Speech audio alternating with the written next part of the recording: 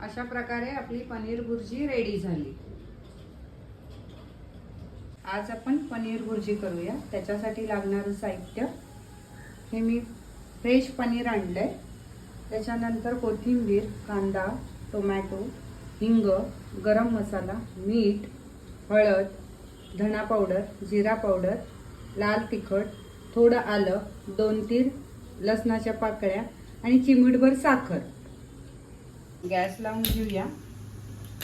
तेल गरम झालंय, त्याच्यात कांदा घालूया।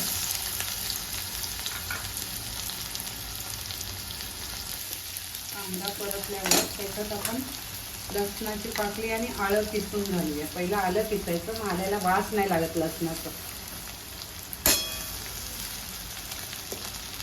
मग लसणाची पाकळी जास्त नाही लसूण घालायचं, पनीर आहे ना म्हणून 2 पाकळ्या पुरेशा होतात। आता थोडा कांदा मळून झाला की त्याच्यात टोमॅटो घालणार आहे।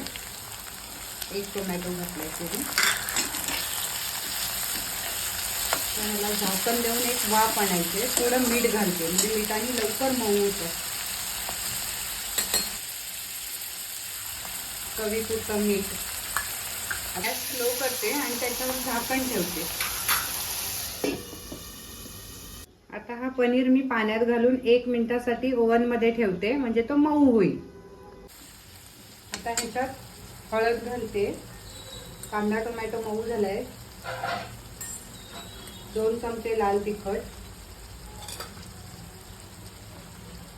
जिरा पावडर अर्धा चमचा धना पावडर आणि गरम मसाला 1 चमचा।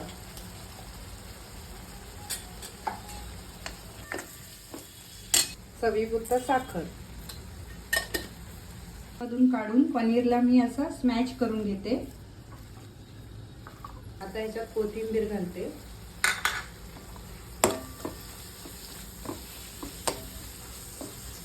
आता ह्याच्यात पनीर घालूया आणि एक 5-6 मिनिटं परतून घेऊया की झाली आपली पनीर भुर्जी रेडी।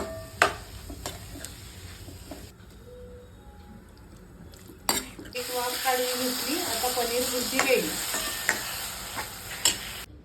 अशा प्रकारे आपली पनीर भुर्जी रेडी झाली।